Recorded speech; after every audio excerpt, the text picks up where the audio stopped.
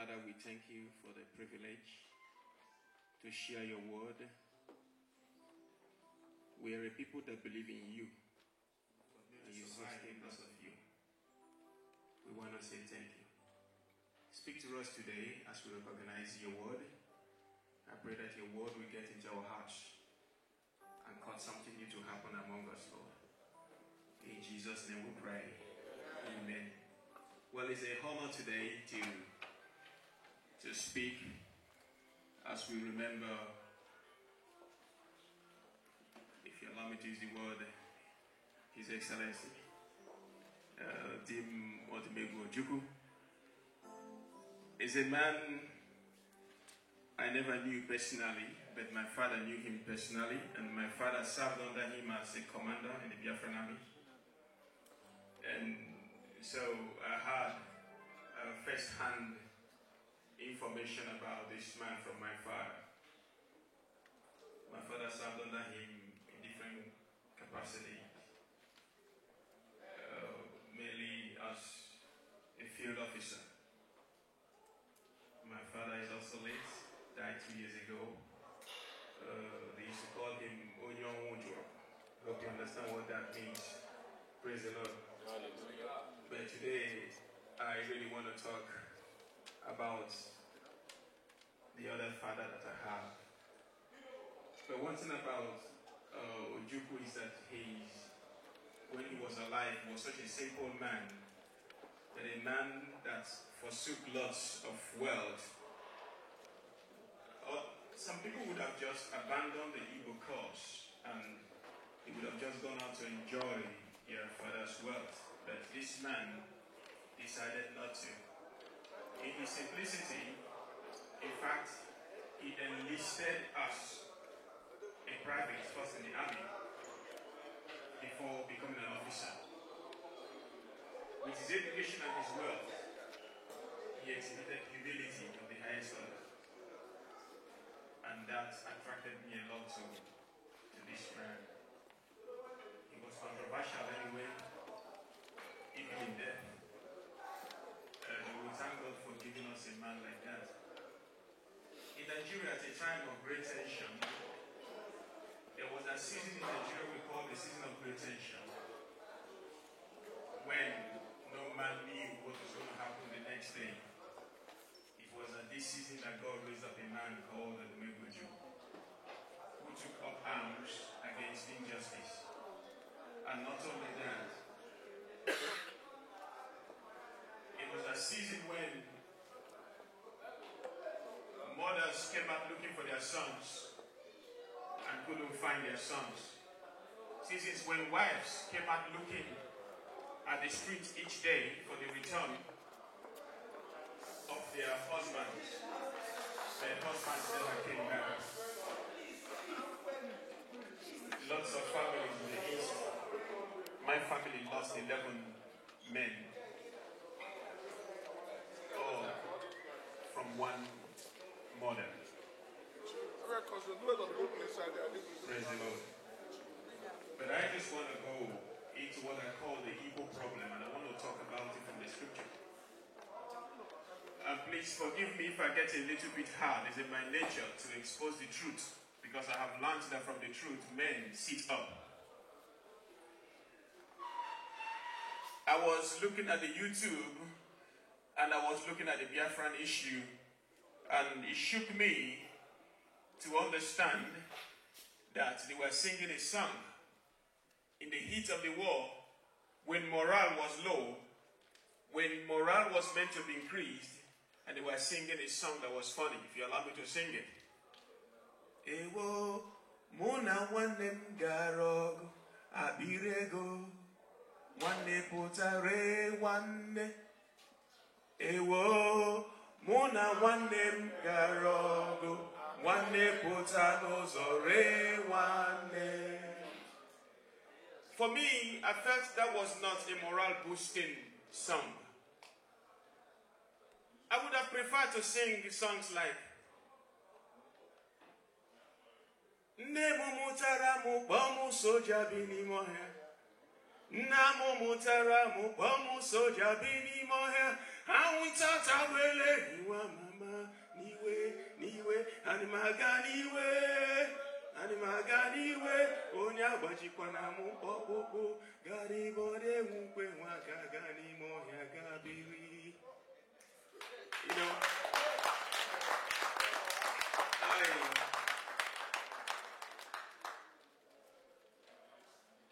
I'm a typical Igbo man from Oguta 1, Oguta Beach. So I understand what I'm talking about. There's what I call the Igbo problem. The Igbo problem is even manifest among us here today, and is the problem of disunity. People are talking about the vision of the nation of Biafra. Pardon me, Your Excellency, for having broken protocol. I'm sorry for not recognizing your presence here. You're welcome, sir. Please forgive me for that. But most times I'm always in the habit of doing my father's business before every other thing. But please pardon me for that. We're talking about the issue of the nation of Biafra. But the question I go on asking, will Biafra ever be a reality by a people that are never united? The Igbos are the most ununited people. And not only that, we're only united when we have a common enemy. When we have a common enemy, we are stronger. And maybe that is why God continues to allow us not to have a nation for now. If he's going to come, I don't know, but he alone knows. Praise God. But I have come to the conclusion, having studied the Word of God, that a people that are not united can never stand. But if a people are united, they can do whatever they set their heart to do. I do know that even in Antwerp, that the Igbo Union is split into two. We do not have a strong united Igbo Union in Antwerp. Till you people come together to walk in unity, you will continue to be nothing but fetchers of wood and carriers of water. For unity is the only thing that can propel a man from the place of mediocrity to the place of abundance. A lot of people have always asked me, how do you do it in church? What are you doing? Why are you succeeding? The secret is unity. I get around me a team of men that are dedicated to work. Men that are united with the vision and the cause of whatever God has called me to do. And something I'm very ruthless, because if you're not in line with the unity of what God has called me to do, you have no reason working with me. And I just tell you, please, you can go. Because it's a shame. Suppose I ask, Pastor Mike, why don't you attend the Igbo union meeting? Well, it's not because I'm a pastor. A man cannot do without his people, isn't it? But one of the reasons is that there is no unity. I want to read something from the Bible for you. Please, like I said, I want to apologize in advance. If I hit you too hard, please take it as a blessing. Genesis 11 reveals a great secret for us that we can learn today. From verse 3, if you permit me to read, and they said one to another, go to, let us make brick, and burn them thoroughly. And they had brick for stone, and slime they had for mortar. And they said, go to, let us build us a city and a tower, whose top may reach unto heaven, and let us make us a name, lest we be scattered abroad upon the face of the whole earth. And the Lord came down to see the city and the tower which the children of men builded. And the Lord said, now I want you to listen to what God himself said.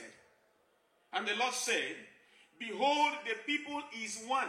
He didn't say the people are one. He said the people is one. See, God does not make mistakes when he writes.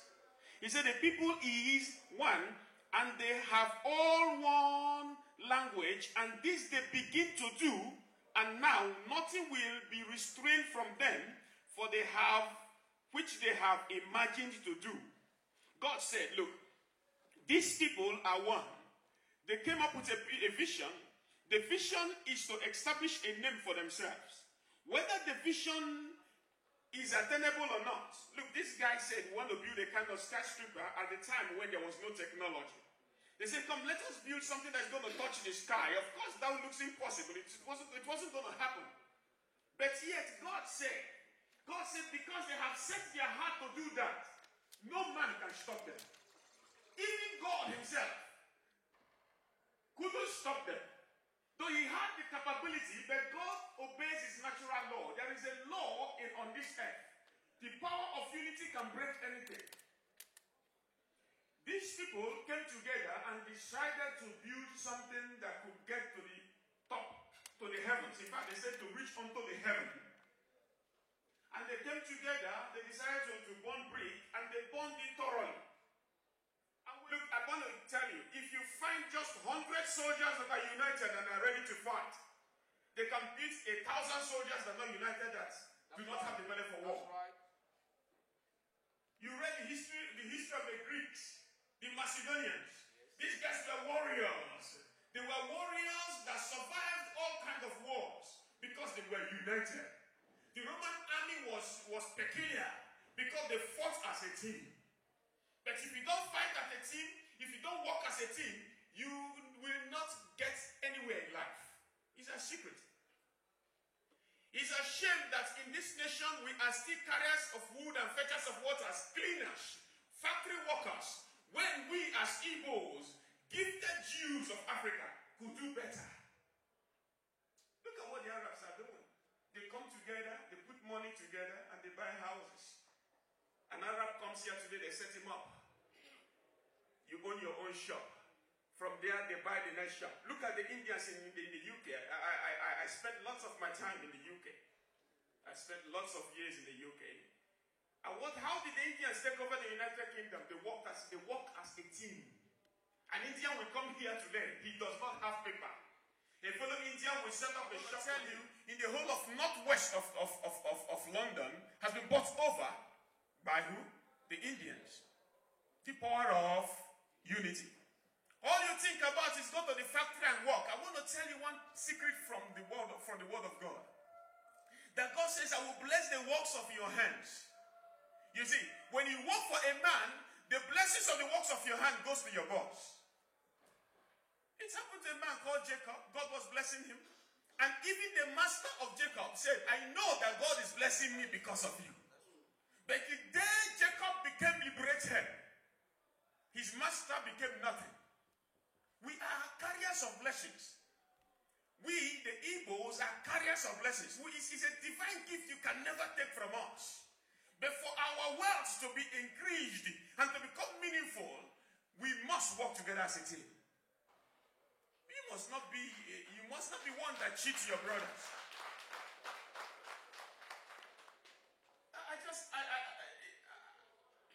I tell you something.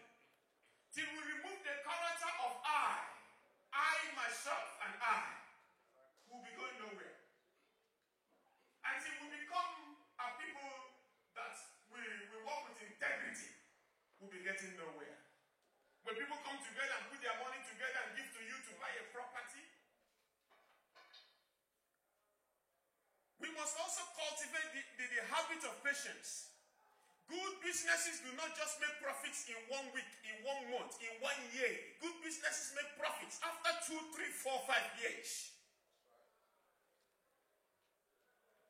As a man thinketh, so he is. If you continue to think that you're nobody, and you see this concept of a black man must die. For intelligence knows no color. As a man thinketh, so he is. I remember when I came to this place, they told me, churches don't grow. What are you doing here? The people that told me the same thing today, they have swallowed their words. Oh, I'm a black man. Who told you you're a black man? Are you black? You call yourself black. Oh, I don't have papers. Paper does not determine anything. I have proved it that those that have papers, where do you find them in Conic Plain drinking? The paper becomes useless to them. I I want to challenge somebody here today. That the color of your skin does not determine who you become and what you become tomorrow. What determines what you become and who you become tomorrow is what is here. You spend your time drinking, jumping around, and you expect to be rich tomorrow. You spend your time when your mates sit down before the computer studying the latest things on earth. And you know that it is what you study now that takes you to where you're going to be tomorrow. Can I talk to somebody here today? What is stopping you from working together, coming as a team and forming companies that could grow into something great tomorrow? We can do it. If we set our hearts to do it. I say we can do it. Tell your neighbor we can do it. I believe that Belgium is a virgin land. There are things that have never been done in this country. That if you begin, whenever I go around this country, what I see is money. When I go around this country, what I see is riches and abundance. But rather, our people do not want to use them. All they think about is, I am disadvantaged. I can't understand the language. Money has no language. Money is a universal language. Chris Dahi, I don't want to embarrass you, but I do remember when we met. The first time I met Chris Dahi, the first thing he did, he popped a cigarette and poured it on my face and said, "You bastards." Suddenly I saw a young man so gifted. This is a second-class Upper University of Jobs, sociology. And by the time I started talking to him, I saw his dictions and I saw his ability to write. And I said, "Young man, go and begin to write your books. Today, who is he? A writer, a respected one." We can't die where we are. We must get to the next level. But first, we must be united. I want to show you something from what the Lord said. Verse 6. And the Lord said, "Behold, the people is one, and they have all one language." What language are you speaking? The language he's talking about here is not Igbo. He's talking about the language of understanding. I may not speak the same language with you, but yet you can speak the same language. What I mean is if you have understanding. For these people have understanding, they understood themselves. And this they begin to do, and now nothing, God himself said nothing will be restrained from them, which they have imagined to do. And then look at verse 7. And let us go down and there confound their language that they may not understand one another's speech. God knew that the only way to stop them from being united and being powerful was to make them not understand themselves. Yes, we speak Igbo, but yet we don't understand ourselves. We are so disunited. Please pardon me. Where are the two chairmen, so-called chairmen of the Igbo Union in Antwerp? Where are they? Are they here? Please, I want to see the two chairmen of the two Igbo unions. Please, can both of you come out? Oh, there are three. Oh, there are three unions.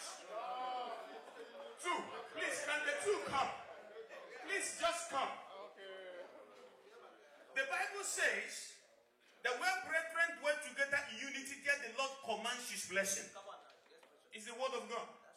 And when two or three agrees concerning anything on this earth is agreed in heaven.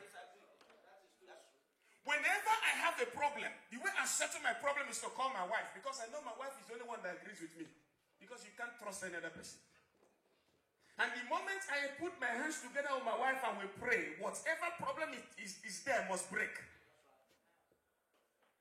I remember in the UK I was looking for a place. We were just young couples. We were looking for a place. My wife was pregnant with twins. We went for a social house. As we went for a social house, the woman said, "You Nigerians, you always want things." I said, "Now I'm a Nigerian, yeah? You now know I'm a Nigerian. If there is a call-up for reserves, you remember that I should go to Iraq. But now it's time for me to get that which belongs to me, and you're telling me I'm a Nigerian now." So we went home and I told my wife, if we serve God, this woman shouldn't be there the next time we come. And we asked God and we told God what we want. I said, "God, I need a 3-bedroom house with a garden and I want it from the government. It's my right." And I put my hands together with my wife and we prayed. The next time we went there, the woman wasn't there anymore. The woman had been changed. And the woman they put there to interview me was an Igbo woman. And they gave me the property. Brothers and sisters, I tell you one secret. If these people are divided, you can go nowhere because they are our head. There's a spiritual principle about the head. The oil flows from the head. There is no reason why there should not be one Igbo union in this place. If there are two Igbo unions, you're working in division and we can never prosper. Am I speaking to somebody here today? So I want to challenge both of you. I want to challenge both of you to sit together and work together. Because there is no way we can make a headway with two unions. It cannot work. There can't be two captains in a ship.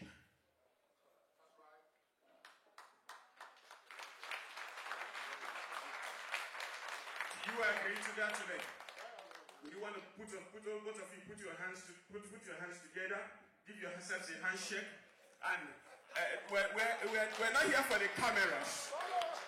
I want both of your hands together, and I want both of you to make yourself a promise today. And I want us to hold them to their words. I know you're divided here, some faction this, faction this. Do you? No. We are not speaking one language. Excuse me, sir. Now you understand me. Are you promising us that if you're men of honor, are you promising us that both of you will sit down and work things out and let there be one Igbo union in this town? Yes. You give a word? Yeah.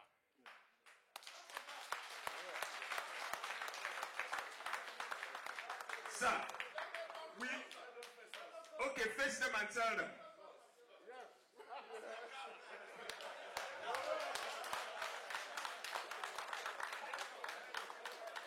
Sir, I am a man of God. I am a man of God, and I represent the maker of the heavens and the earth. You cannot stand before me and say something you will not do. So I hold you to that in Jesus' name. This is what Ojukwu would have wanted. And that's exactly what I have done. And may God bless you.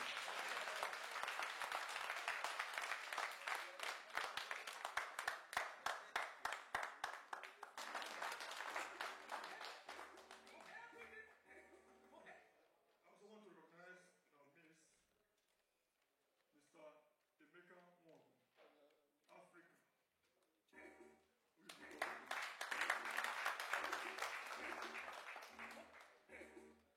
Also to recognize the representative of Ghent Igbo Union, Engine, who is standing for the president.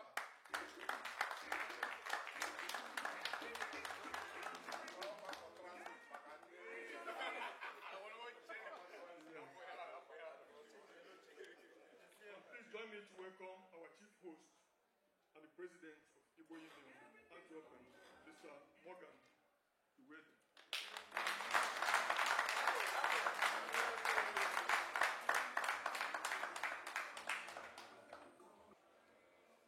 Somebody. The Lord is good. All the time. The Lord is good. Please shall we all stand, please? Brother Chas. Nana. Okay, I'll give the tune. So maybe someone will come and help us with the keyboard.